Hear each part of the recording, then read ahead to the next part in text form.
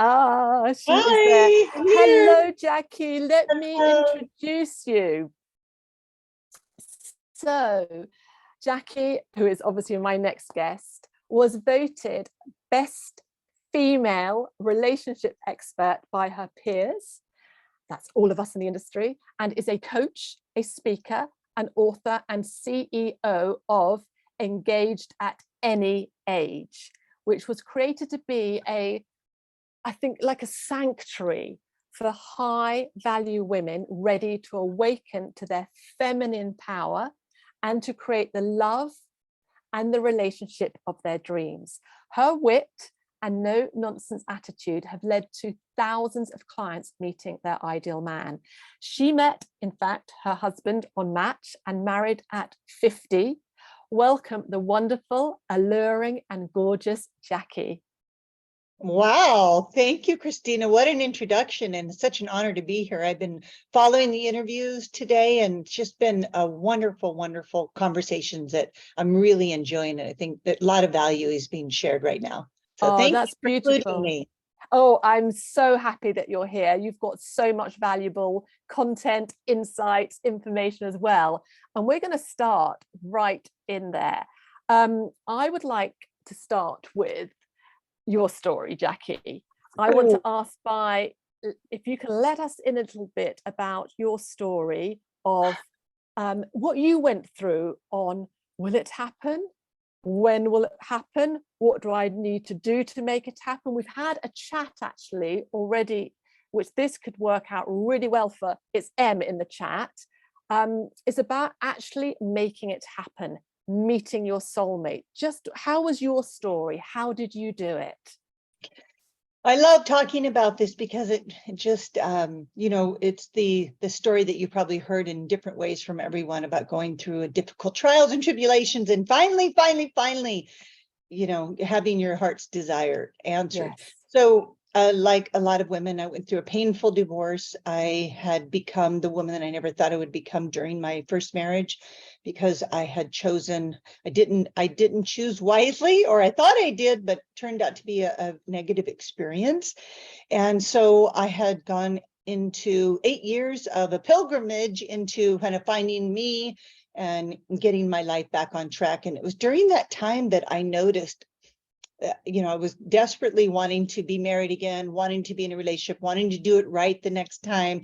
But here I was, middle-aged, in a new city. I had moved from Maui to La Jolla, wondering how I don't have a community. I don't know how to meet men, and realizing that online dating would probably be a good alternative to me, because the 3 years up to that point, I was sitting on my sofa in magical thinking, wishing that when I went outside, I would take the trash out and he would be driving by at the exact right moment, and I would wave and he would wave and we'd lock eyes, and the Disneyland story. Yes. And well, once I realized how just functional that was, I mean, one day literally I was sitting there going, what am I doing? I kind of woke up to the reality that I needed to get to work on me, and needed to get to work on manifesting this and taking some action. So that's what I started to do. I started to take action. The first action steps that I took was really becoming more microscopically honest with myself. Just the fact that I looked at myself and noticed how I was sitting on the sofa, magical thinking, and just really resistant to getting out there, I really had to look very closely at those choices I was making. And it was a little painful to look at how I had allowed myself to become in the shell, a fearful, scared, intimidating, not confident. And that's not who I was, but that's the woman I had become through all the trials and tribulations. So once I started to work on me and peeling back all those layers, I built up enough courage to go online, where I met my wonderful husband, Michael. Yes. And right away, I went through the normal ups and downs of dating. I had created a profile, then deleted the profile, because I was attracting men that were like the old me. And I could tell that I had not changed enough to attract a different caliber man. So I went offline for a year, worked on myself more, and then went back on, and I had changed more significantly. And then I had, the changes were clear boundaries, making direct eye contact, accepting and loving myself. So I had really to dig into the self-love and Yes. self-forgiveness, because I was really hard on myself about the choices I'd made and how things ended up. And I felt a lot of shame and guilt around that. So I really had to go in and clear that out, forgive myself, accept myself, celebrate that I made it through that. And it's with that, in that spirit, that I went back online and when I met Michael. And so he was online for 2 years. I was online for Yeah, not very long after I did that deeper work. And we ended up getting married. that's what I wanted to ask you. I just had this feeling that once you'd done that deeper work, it probably wasn't that long before you met Michael. I honestly, well, you're going to hear me say this again and again and again on today's call, that the work is everything, because it's becoming your authentic self. That authenticity is a magnet for not only men, but for everything that you want in life. And until you become your authentic self, you're wearing masks, and so you're not directly connecting to the things that you want. It's, you might come close, but then you revert back. So I just can't overemphasize doing the work. It's the most beautiful path you can take in life, because you discover you and how wonderful you are and how amazing you are and how wrong you were about the judgments that you put on yourself, and how precious your life is. And from that kind of high value mindset, then you do have clear boundaries. You do speak kindly about yourself. You just take a different path. And that just leads me straight into what I want to talk about for everybody here. Let's look at each and every one of us, because we are women, and being a woman is a gift. That's something I know you say, yet often we just don't feel that at all. So how can we begin that shift in believing and realizing actually that we are the gift, we are this gift? So it's such a beautiful question, and I just like to give more of an example to illustrate how precious this is. If you have a daughter or a son, for that matter, a child, or maybe you're an aunt and you don't have children, but you have a child in your life. If you look at that child, they may be 3, 4, 5 years old. Don't you see all the love, all the potential, the pure positive energy, how precious that little girl, little boy is? If you can look at yourself in that way, back to when you were that, you're perfect. You were perfect just the way you were, and you didn't need to change anything. And then, of course, life gets in the way and we start to take on beliefs. But it's just getting back to that, our original self, and recognizing that we're all perfect. We come in perfect. And it's through all the, life's trials that we begin to make these inner like misguided directions, and it's up to us as adults. So some of that isn't our fault, but it's our responsibility to heal. But once we take on that healing process of just acknowledging that we are pure positive energy, then we can start to appreciate the gifts that we've been given as women, which is to give life. I mean, we create life. That is, to me, is the most magical thing. Breastfeeding, I mean, there's nothing, you can't compare that to anything else. That, to me, is one of my most precious things. But we get to nurture. We're the nurturers. We're the gatherers. We have the ability to gather. Look at this gathering that you're creating. You created this energy where everybody wanted to come and be here. So that's the power that we can bring people together. We can influence people in the most positive way. And I know men can do this, but we have a special knack for it. And it doesn't have to be a speaker or a coach. I'm talking, you're holding the door for an older woman in line at the grocery store. That's you influencing. We help each other. Women really do bond together. And I think that is just, there's so much power in that. And we're so intuitive. Women are 90% more intuitive than men. When you cultivate your ability to connect to your innate intelligence and your inner source, then it's nothing, you're unstoppable. So sometimes we don't feel that, like I'm getting all excited, I'm passionate, but how do we get from, we're not feeling good to where we are now? One step at a time. It's just one step at a time. It just needs to be a belief that I'm worthy, I'm good enough. Yeah. And in fact, I think you're the perfect person to ask a question that was in the chat just before you came on. There's there's a few parts to it, and I'm just going to pick up one or two of the parts, and I hope, and it's somebody called M, it's obviously her initial, but I'm hoping I'm going to pick this up right for you, M. M was saying, how can she meet? She feels very ready. She feels she's done a lot of work. How can she meet a sort of the right masculine man without going on dating sites? Okay. Let's see. How do you meet the right masculine sign without going on dating sites? Well, so that's talking about meeting men in real life. And so Yeah. I feel that meeting men in real life is exactly the same as meeting men online, except that you have to take different action steps. So I just did a whole training on this for my clients. So basically what I did, because I'm wanting to manifest new women friends in my life, and I was noticing that the strategy is the same. So basically, I would go to online and look at the calendar of events in my city. I live in San Diego. I would find out the events that I was interested in. I would join a club. It could be a country club, a tennis club, a golf club, a beach club, a hiking club, walking club, pickleball club. Do you see how many clubs there are? Doing things that you like to do. So this is the key. Don't go to a reading class. Most men do that. It's not a book reading class. It's something that men are interested in as well. Sporting events, concerts, volunteering. So you need to put yourself in a place where you're going to run into those men. Now, there is a restaurant bar here that's located in the business district, and it's like a Ruth Chris type of steakhouse. And at 5 o'clock, that thing is filled with suits until about 8. All the men go there after work to network, to have a drink, and then they go home. So positioning yourself in a restaurant like that. I remember dating my husband, and he asked me to come to this restaurant to meet him.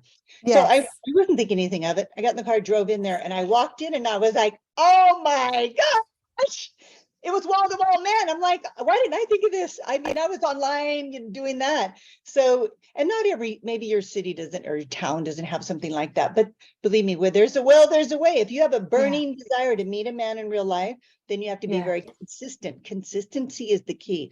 Over the weekend, look at the events or what you're going to do the following week, and then make sure you put that into play. And I recommend going to the same place over and over again. There's lovely restaurants where a lot of single men go, like to get a glass of wine or meet their friends. And if you want to go there once a week, sit at the bar. So it's not like going to a bar, it's going to a restaurant. You can have a little appetizer, a glass of wine or a soda.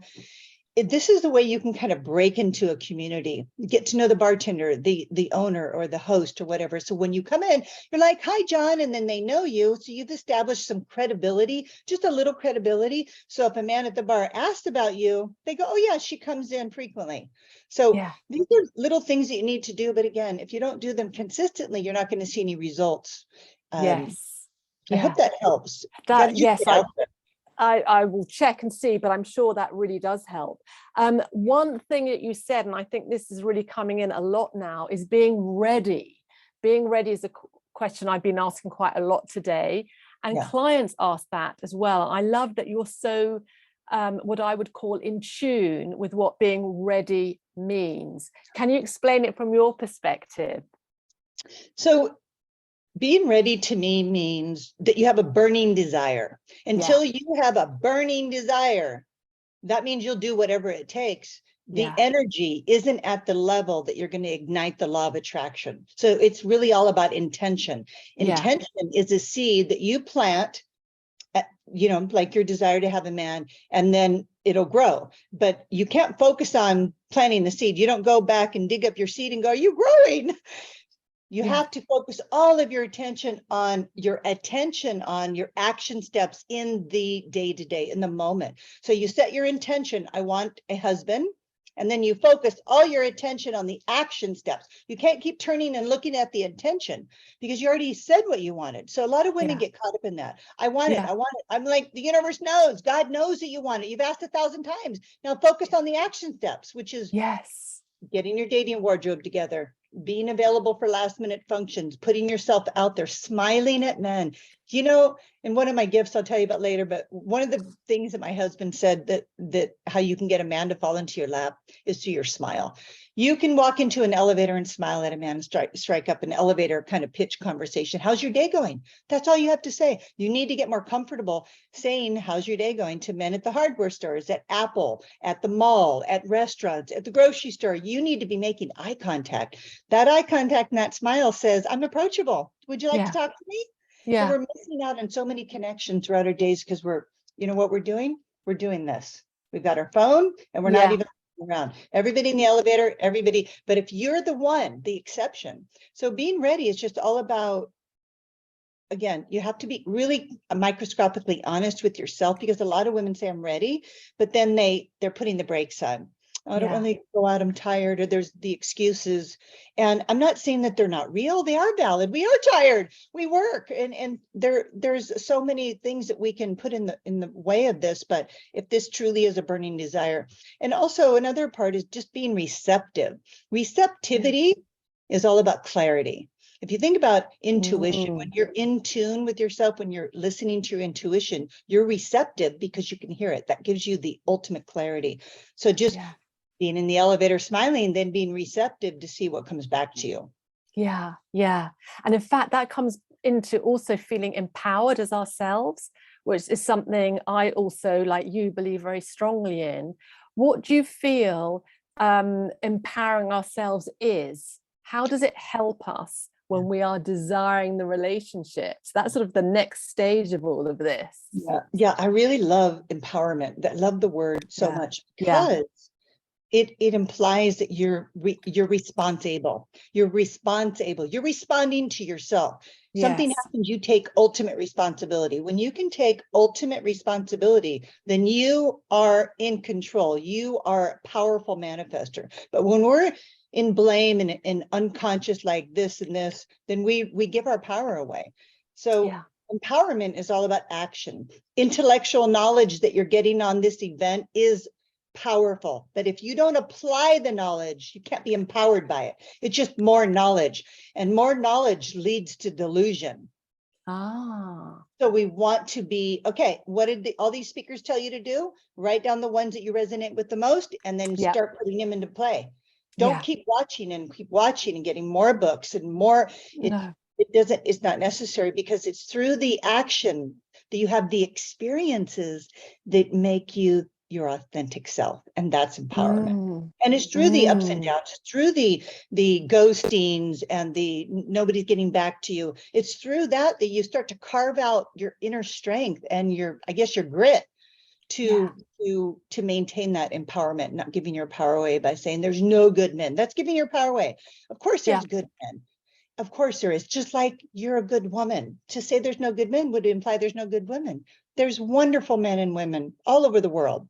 And I guess what our journey is to appreciate the path that we're on the way to meeting them. It's a bittersweet path sometimes, but when I look back at my journey, of course, it's all worth it and essential. All the falling down, getting up 7, 8 times, all worth it to give me the lessons in life that I needed to learn to become the woman I am today, that would attract a man like Michael. I wouldn't have attracted a man like Michael, the old me, because I was not empowered. I was disempowered as a victim. I had become a victim in my first marriage. And when I went back online the first time, I had a horrible experience because I wasn't clear, wasn't receptive. I was in victim mentality because I'd been hurt and I was wounded, and I was dating from that place and attracting men that drank too much, men that didn't have clear boundaries and were coming on to me too strong. And boy, I was very confused. Now, your free gift, I think, is just what the relationship doctor ordered. From Single to Committed. It's an ebook. Can you give us a bit of an insight, please? Yes, I love this book because it's super simple. And again, it's action oriented. It is the step-by-step guide, 7 steps to attract and keep the love of your life. They're all the steps that I took. And it's a super simple read. It's just like step 1, step 2. It's kind of recapping our conversation, actually, because I think that sometimes women overcomplicate it. It doesn't have to be complicated. it's a simple process. But I actually have another gift, and I wanted to, maybe I can drop the link in, and it's the love forecast.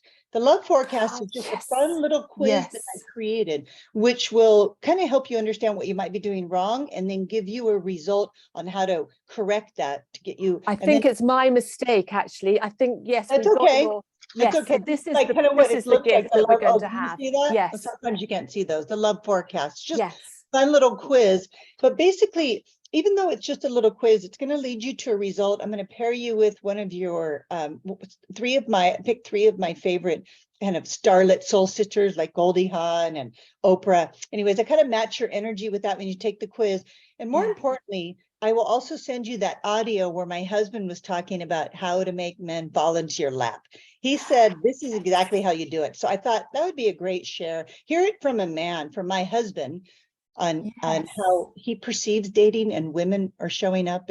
And so once you take the quiz, you'll get that, and you'll get the single to committed. We're going to give you all of them. Oh my goodness, it's amazing. Thank you. I'm not going to let you go quite yet, because I think I've got a little bit more time. So I want to ask you something that I know all of us love to hear.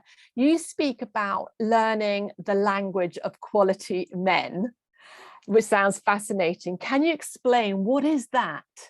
Well, this is super simple. And again, everything that I teach is action oriented, because that's kind of how I am. So it's the 4 A's to understanding men. So the first one, this is why it's going to be so easy for you to remember it. And you want to practice these 4 A's consistently, especially on dates and in your relationship. I'm going to write them down. Yep. A is appreciation. Men thrive on appreciation. It's a required energy. Appreciation. Thank you so much for picking me up tonight. Oh, thank you for dinner. That was lovely. Thank you, thank you, thank you. They need to hear it every time they do something for you, not just every so now and then. The next one is acceptance. Men are not going to change. They may shift, they may align with you, but at the core, that's who they are. Unless they consciously choose to make changes, it is very difficult to make permanent behavior change. So what you see is what you get. So accept them as they are. They really resent women that come in and try to readjust them and change them. And they kind of go along with it a little bit, but they deeply resent it, because basically it's an insult. You're saying, I don't really think that I think you could do better. Listen to me and do these changes, and then you'll be better, because they feel that they're pretty good the way they are. So, so acceptance and affection. Men love affection from women, whether it's just hand holding, rubbing their back, tickling the back of their head, just being open to being physically affectionate to whatever degree you're comfortable with, of course. That's very feminine quality. And it's that warmth that we can exude and extend by just reaching across the table and touching their forearm on a date. That's making an appropriate physical contact without misleading them, but that kind of brings you a little closer. And then the last one is admiration. I would have made this respect, but it's not an A. So admiration is close enough.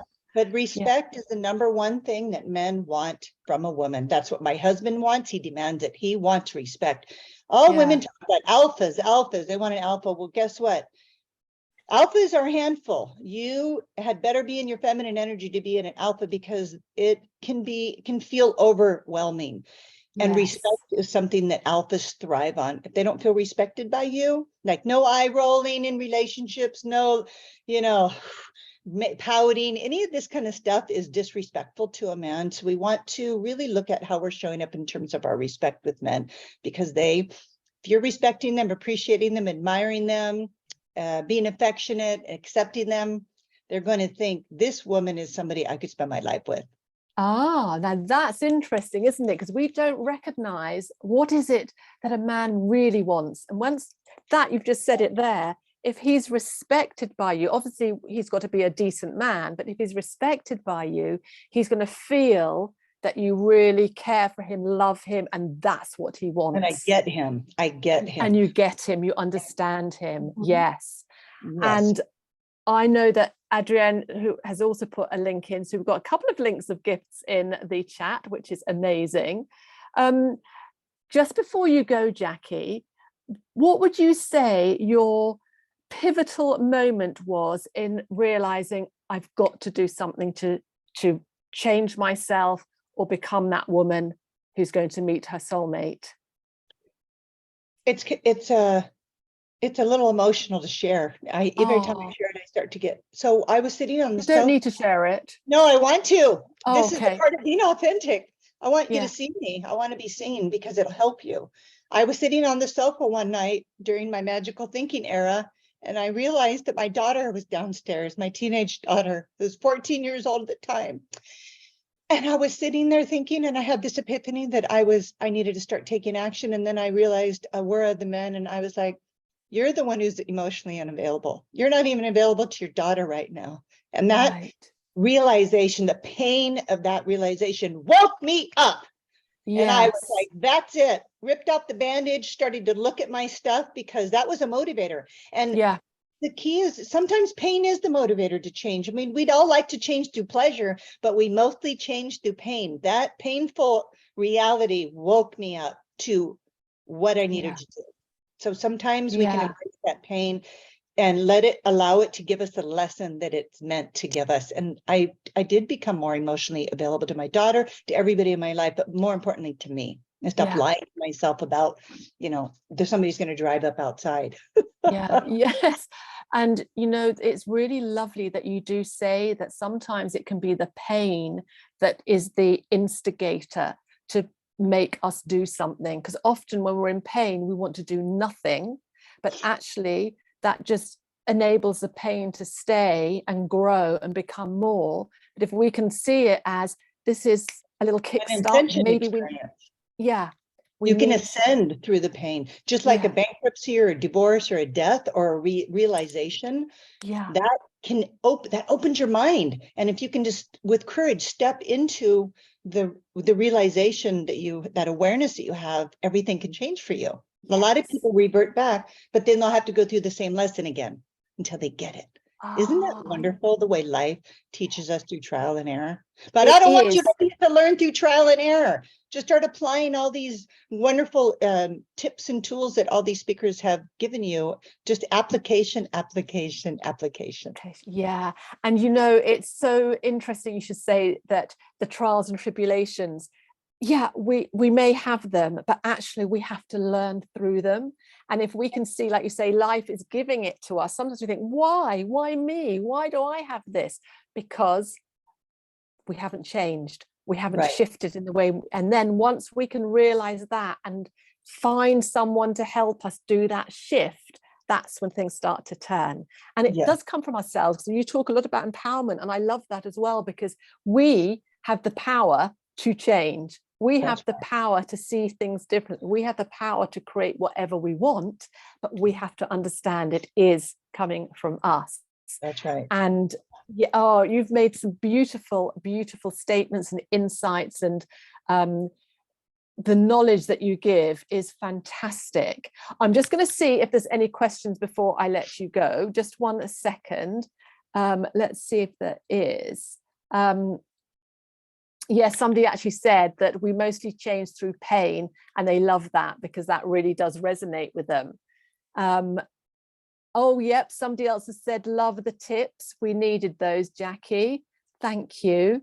And the ability to respond. I love those 4 A's. They were absolutely beautiful. I think, I don't think there's any questions. Okay, well, that is amazing. Jackie, I am thrilled to have had you on. You are such a powerhouse of a woman, and you give us such fantastic insights to help us. Practical. I knew you'd be practical, and that's what I really wanted as well. Things that we can do, understand, and put into practice. Thank you so, so much, and have a beautiful day.